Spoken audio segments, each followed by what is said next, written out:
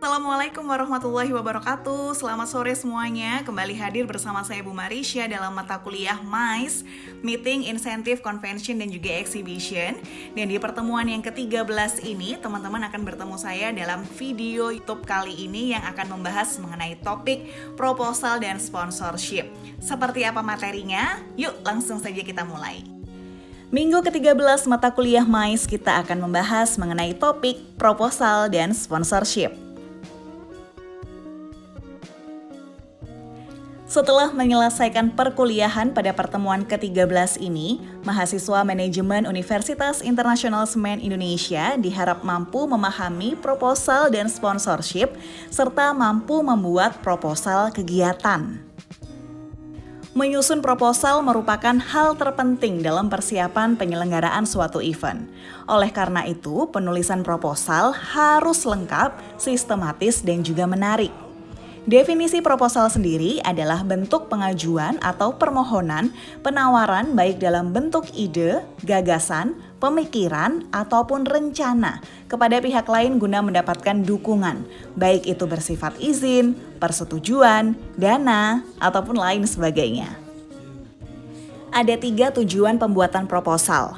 Yang pertama yaitu untuk mendapatkan bantuan dana, yang kedua untuk mendapatkan dukungan, dan yang ketiga adalah untuk mendapatkan perizinan. Nah, sekarang saya akan membahas mengenai macam-macam proposal. Ada 4 macam proposal yang kita ketahui selama ini. Yang pertama adalah proposal bisnis. Ini adalah jenis proposal yang berkaitan dengan dunia usaha ataupun rencana kerja yang ditujukan baik oleh perseorangan ataupun kelompok kepada investor. Contohnya, proposal pendirian usaha, proposal dalam bentuk kerjasama antar perusahaan, dan yang lain. Kemudian yang kedua adalah proposal kegiatan. Proposal kegiatan adalah pengajuan rencana suatu kegiatan baik yang bersifat individu ataupun kelompok. Contohnya proposal kegiatan pentas seni budaya atau kegiatan perpisahan sekolah gitu ya, atau kegiatan yang lain sebagainya. Kemudian yang ketiga adalah proposal penelitian. Nah, ini mungkin sudah banyak mulai dipikirkan oleh teman-teman ya. Proposal penelitian adalah suatu acuan, ide atau usulan, gagasan gitu ya, yang ditujukan kepada badan atau instansi atau yang lainnya untuk mengadakan suatu penelitian terhadap masalah. Kemudian yang keempat adalah proposal wirausaha.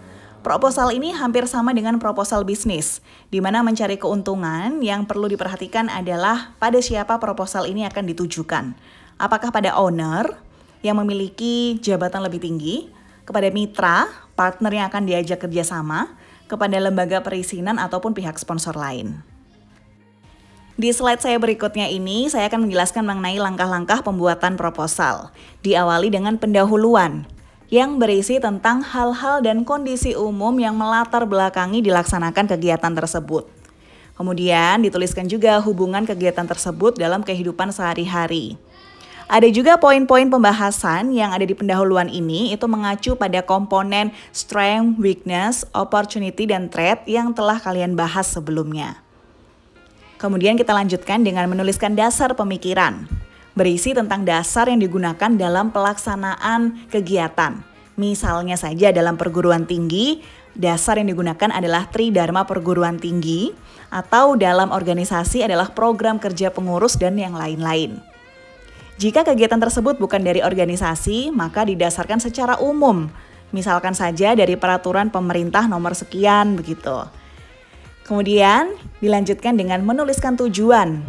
Apa sih tujuan yang ingin dicapai dalam kegiatan tersebut secara umum dan khusus? Tentukan juga keluaran output yang dikehendaki seperti apa. Berikutnya adalah tema.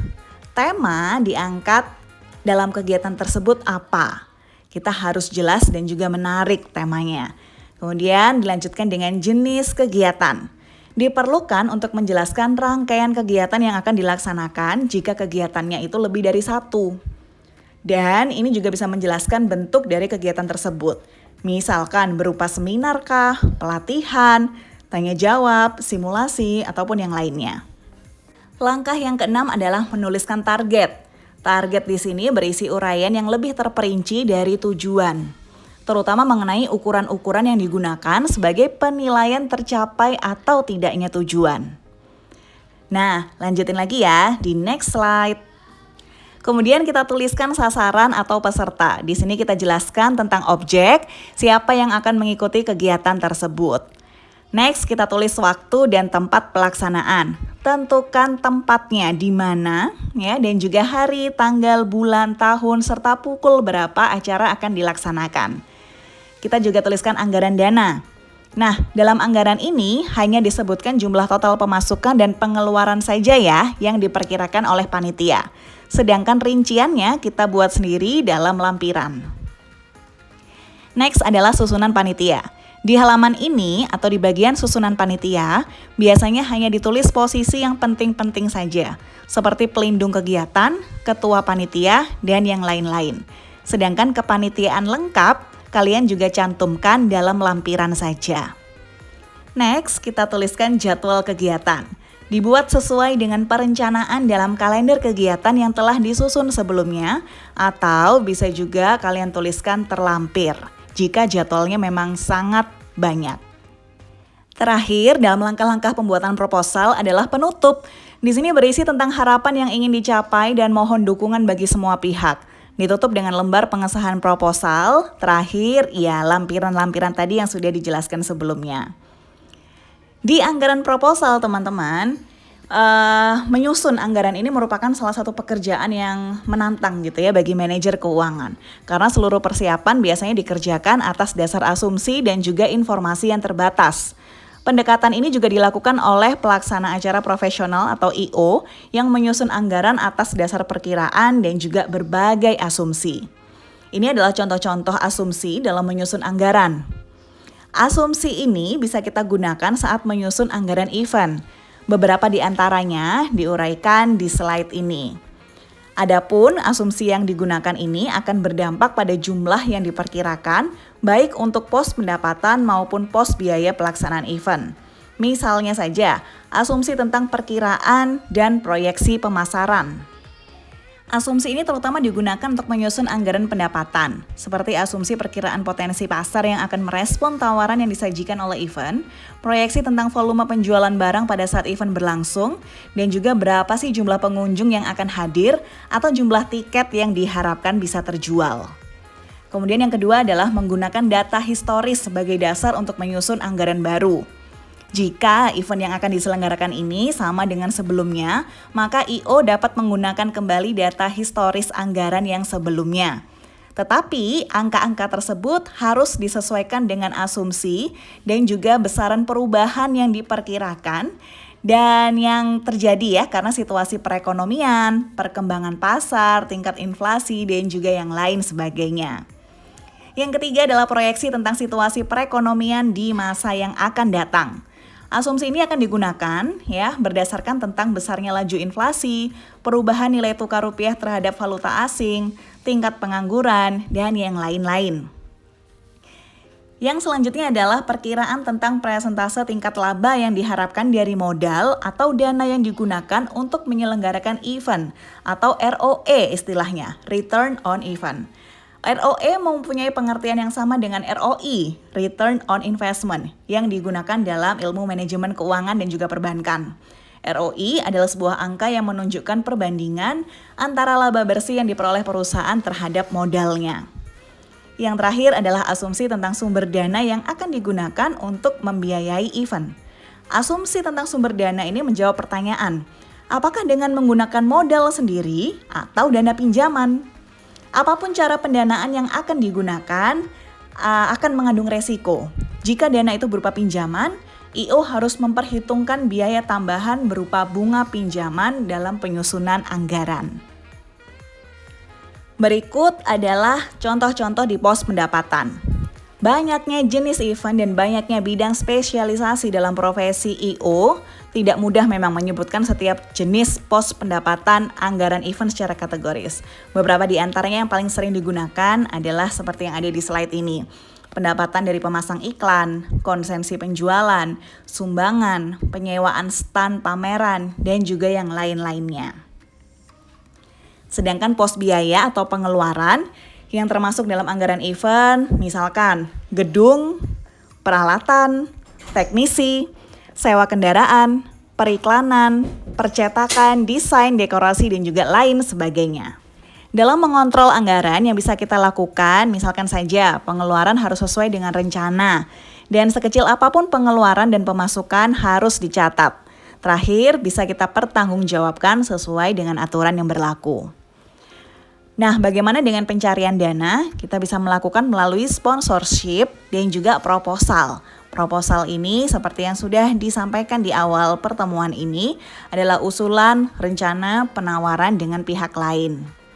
Sumber dana bisa berasal dari donatur, kontribusi peserta yang mengikuti kegiatan, ataupun wirausaha.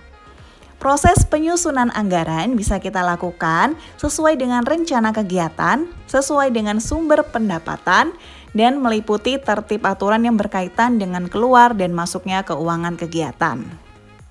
Sponsorship merupakan salah satu peran yang sangat penting dalam penyelenggaraan sebuah acara.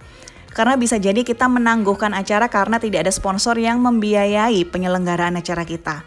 Namun seringkali memang masalah sponsorship ini menjadi momok bagi kita karena sulitnya untuk mendapatkan dana dari perusahaan-perusahaan tersebut. Hambatannya diantaranya adalah harga sponsorship yang terlalu tinggi, atau kurangnya benefit yang diberikan, atau ruang lingkup, skop program ini yang tidak sesuai dengan para sponsor. Nah, untuk definisi sponsorship sendiri adalah pemberian dukungan keuangan atau bentuk-bentuk dukungan lainnya kepada pihak penerima agar keuangan penerima lancar ataupun menjadi kokoh. Tujuannya menurut Jeffkins itu ada sebagai berikut ya, tujuan-tujuan periklanan. Seperti mengiklankan produk, memasang iklan di lokasi kegiatan atau liputan yang bisa menjangkau banyak orang, mempromosikan produk baru gitu ya secara spesifik atau yang lain. Atau tujuan humas, menciptakan atau memperhatikan citra perusahaan, membangun citra perusahaan, memperkenalkan identitas perusahaan, dan seterusnya. Berikut adalah contoh-contoh event yang memerlukan sponsor, seperti event tahunan, event budaya, event olahraga, rapat, konferensi, seminar ya, dan yang lain-lain. Dan keinginan pihak sponsor itu bisa dilihat dari slide ini. Yang pertama adalah mentransfer citra atau image, mengakses satu atau beberapa target market, dan yang terakhir adalah untuk memperoleh serangkaian benefit ataupun manfaat nyata. Kemudian next slide kita akan membahas mengenai jenis-jenis sponsor. Yang pertama yang kita kenal adalah sponsor utama. Sponsor ini menanggung hampir seluruh biaya event. Kemudian ada sponsor pendukung, menanggung bidang-bidang tertentu seperti contohnya menanggung makanan dan minuman selama acara seminar. Yang ketiga adalah sponsor partisipasi. Di sini, sponsorship memberikan dana sesuai dengan tingkat kemampuan, produk, dan jasanya. Yang terakhir adalah in-kind atau sponsor barter, menyerahkan barang dan jasa secara gratis setara dengan manfaat nilainya. Selanjutnya kita akan membahas prinsip SMART ya dalam sponsorship. S atau spesifik, artinya event tersebut dirancang secara khusus dan menguntungkan pihak sponsor. M, measurable, keberhasilan event ini bisa diukur dengan tercapainya target audiens yang sesuai dengan harapan sponsor. A, achievable, target yang ditetapkan dapat dicapai dalam pelaksanaan event. R, result oriented, jadi berorientasi pada hasil. Event itu akan menghasilkan sesuai dengan yang dibutuhkan oleh calon sponsor. Dan yang terakhir adalah T, time bound, ya, memiliki batas waktu. Jadi itu tadi adalah penjelasan mengenai proposal dan juga sponsorship. Semoga bisa diambil manfaatnya. Terima kasih banyak.